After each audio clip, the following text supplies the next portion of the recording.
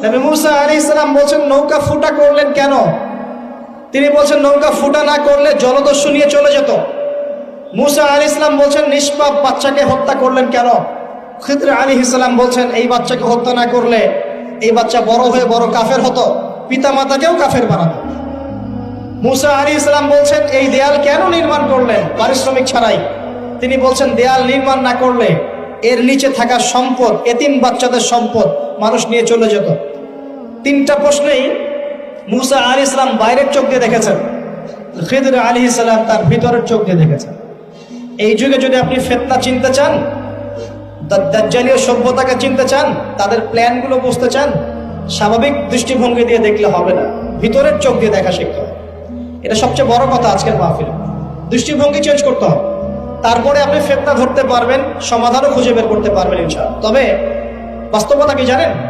বাস্তবতা হচ্ছে খিদর আলাইহিস সালামের মতো মানুষদেরকে এই সমাজ মূল্যায়ন করে না।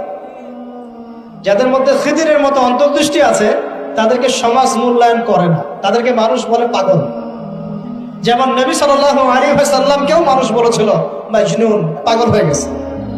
নবী সাল্লাল্লাহু আলাইহি ওয়াসাল্লামকে মানুষ বলছে সাহের, জাদুকর, মাজনুন, ফারিকুল জামাআ, বলছে সাবিঈ, কত কথা বলেছে। আল্লাহ পাক আমাদের সবাইকে কোরআন সুন্নাহ ভিত্তিক জ্ঞান অর্জন করার তৌফিক দেন এবং খিদর আলাইহিস সালামের মতো অন্তর্দৃষ্টি লালন করার তৌফিক দান। এই মহাসাগরের অস্তিত্ব আছে যেটা কুরসির উপরে, এর উপর আল্লাহ রাব্বুল আলামিনের আরশে আজিম, যেটাকে টেনে নিয়ে আসবে কতজন ফেরেশতা? 8 জন। আগে হাদিসটা শুনি। আল্লাহ পাক বলেছেন, দুঃখিত, নবী সাল্লাল্লাহু আলাইহি ওয়াসাল্লাম বলেছেন কিয়ামতের মাঠে আল্লাহ পাক 7 শ্রেণীর মানুষকে এই আরশের ছায়ায় ছায়া দিবেন। কত শ্রেণী? যুবক ভাইরা হাদিসটা খুব ভালো করে শোনেন, কারণ এখানে সবগুলো হওয়ার মতো সম্ভাবনা আপনার আছে। 7টা শ্রেণীর অন্তর্ভুক্ত হওয়ার সম্ভাবনাই যুবকদের আছে, সবার নাই। 1 নম্বর হচ্ছে ন্যায়পরায়ণ শাসক। সুযোগ আছে তো? শাসন ক্ষমতা খারাপ কিছু না, কিন্তু শাসন ক্ষমতা পেয়ে যদি মানুষ ন্যায় বিচার করে ভালো, যদি জুলুম করে তাহলে আল্লাহর সামনে জবাবদিহি করতে হয়। That's all. 2 নম্বর সেই ব্যক্তি যার অন্তর মসজিদের সাথে ঝুলন্ত থাকে। কার সাথে? মোবাইলের সাথে না। কার সাথে? এখন অন্তর কার সাথে ঝুলন্ত থাকে? মোবাইলের সাথে। মসজিদের সাথে অন্তর ঝুলন্ত মানে কি? এটা কি সত্যি সত্যি কলিজে ঝুলা আছে না রূপকতা? মানুষ তো রূপক অর্থ বুঝতে পারে না এখন। মানে আপনি নামাজের জন্য, জামাতে নামাজ পড়ার জন্য উদ্গ্রীব হয়ে থাকেন, এটা হলো মসজিদের সাথে ঝুলন্ত হৃদয়। এরপর সেই ব্যক্তি, সেই যুবক যে তার যৌবনকালটা আল্লাহ পাকের ইবাদতে কাটিয়ে দিয়েছে। সুযোগ আছে না? আছে কি নাই? যুবকদের সুযোগ আছে কি নাই? 4 নাম্বার সেই ব্যক্তি বা সেই 2 ব্যক্তি যারা একে অপরকে আল্লাহর জন্য মহব্বত করে। বয়ফ্রেন্ড গার্লফ্রেন্ড ট্রেডিশন বলা হচ্ছে না, বয়ফ্রেন্ড গার্লফ্রেন্ডের হারাম জেনার ভালোবাসা বলা হচ্ছে না। কি বলা হচ্ছে?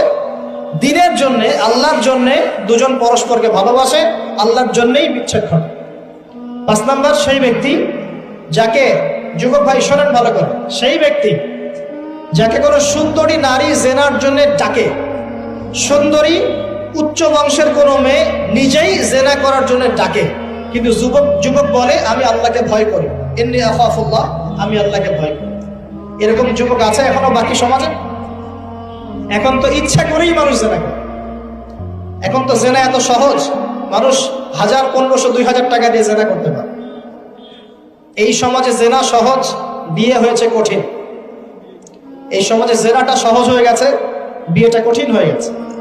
এই জন্য বিয়ের ঝামেলা অনেকে যেতে চায় না। জেনা করেই তো আমি যা উদ্ধার করার করছি, বিয়ে করলে খাওয়াতে হবে, নিজের পায়ে দাঁড়াতে হবে, এই লাগবে সেই লাগবে, সুবহানাল্লাহ। কিন্তু প্রিয় ভাই মনে রাখবেন, যদি আপনি জেনা থেকে বেঁচে থাকতে পারেন, আল্লাহ পাক আপনাকে সাক্ষাৎ মৃত্যুর হাত থেকেও বাঁচাতে পারেন। এটা আমি এমনি এমনি বলি নাই, দলিল দিচ্ছি। জেনা এমন একটা পাপ, যেই পাপ থেকে যদি কোনো যুবক নিজেকে বাঁচাতে পারে, আল্লাহ মউতের হাত থেকেও বাঁচাতে পারবে ইনশাআল্লাহ। কিভাবে? 3 বন্ধু যাচ্ছে রাস্তা দিয়ে, হঠাৎ করে ঝড়, বন্ধু 3 জন ঢুকে গেল গুহার মধ্যে। কিসের মধ্যে? গুহায়, যে পাহাড়ি এলাকায় আপনারা থাকেন যারা, গুহার মধ্যে। হঠাৎ করে পাহাড়ের পাথর দিয়ে গুহার মুখটা বন্ধ হয়ে গেল। এখন খোলার কোনো অপশন নাই, সবাই বলছে এখন 3 জন, এখন তো আমরা বের হতে পারবো না, সবাই সবার নেক আমলের ওসিলা দিয়ে আল্লাহর কাছে দোয়া করো। কিসের ওসিলা দিয়ে?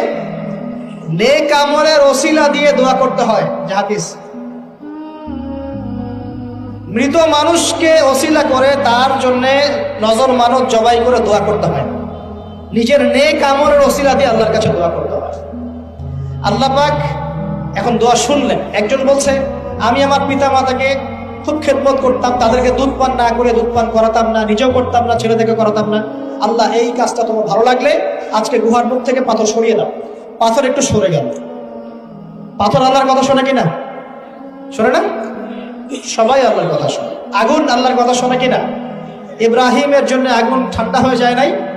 আচ্ছা, তারপরে আরেকজন দোয়া করছে, আল্লাহ, আমার এক কর্মচারী ছিল, তার বেতন বাকি ছিল, সে বেতন না নিয়ে চলে গেছে, আমি সেই বেতনটা দিয়ে কিছু গবাদি পশু কিনেছি।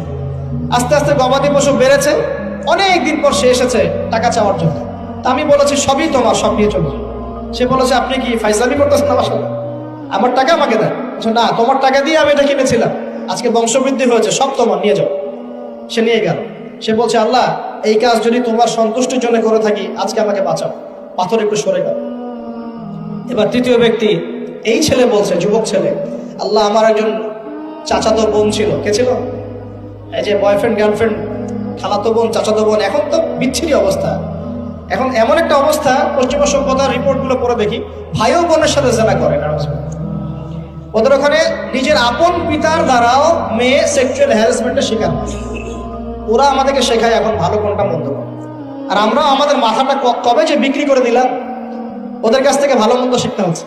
কোরআন সুন্নাহ বাদ দিয়ে ওদের কাছ থেকে ভালো মন্দ শিখতে হচ্ছে। তো চাচাতো বোনকে সে খুব ভালোবাসতো, তাকে সে পেতে চাইতো, মানে তার সাথে সেক্সুয়াল সম্পর্ক করতে চাই, সোজা কথা বলে। এখন সেই মেয়েকে অনেক প্রস্তাব দেয়, সেই মেয়ে রাজি হয় না। শেষে বলে, যদি আমাকে 1000 বা 100 স্বর্ণ মুদ্রা দিতে পারো, দিনার, তাহলে আমি তোমার সাথে সেক্স করবো, মানে জেনা করবো। নাউজুবিল্লাহ। তো সেই ছেলে অনেক কষ্ট করে এই টাকাগুলো বা এই দিনারগুলো অর্জন করে, কামাই করে, দিন রাত পরিশ্রম করে, ঠিক আপনারা যেমন করছেন। আর তো এরপর সে তার স্বর্ণ মুদ্রা দেয়, দিয়ে বলে যে এখন আমাকে আমার কাজ করতে দাও। তখন সেই মেয়ে রাজি হয়। ঠিক যে মুহূর্তে তারা সেক্সুয়াল সম্পর্কটা করবে, ঠিক ওই মুহূর্তেই এই মেয়ে বলে ওঠে, হে আল্লাহর বান্দা, আল্লাহকে ভয় কর।